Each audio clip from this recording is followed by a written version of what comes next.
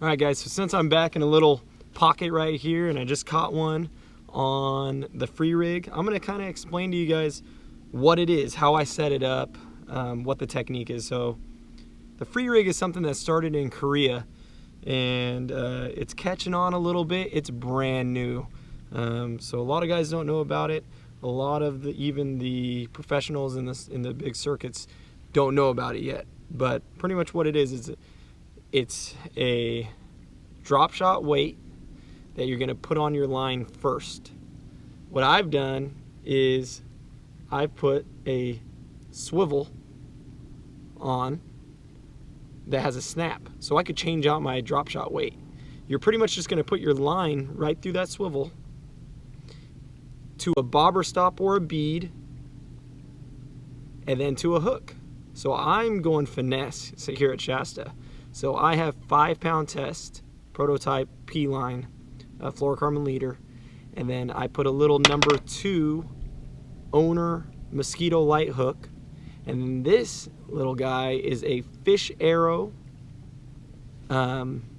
soft plastic jerkbait in the Wakasagi color, and they seem to be liking it a little bit. So that's the Free Rig, and what it does, guys, is when you cast that bait out, what happens is, since the weight is below the line, when you cast out and it falls, this weight is going to go vertically straight down to the bottom, leaving this bait up high in the water column, and it'll just be sitting there and slowly falling.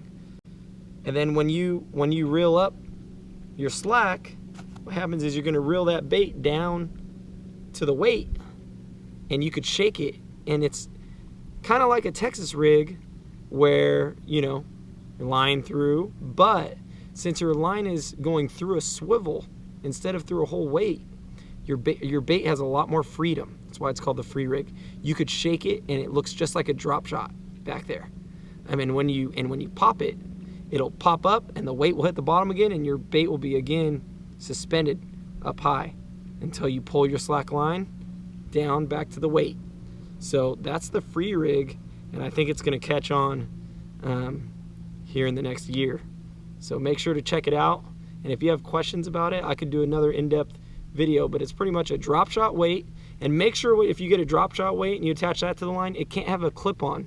It needs to be a swivel drop shot weight, straight on the line to a bobber stop or a bead, and then whatever size hook you want.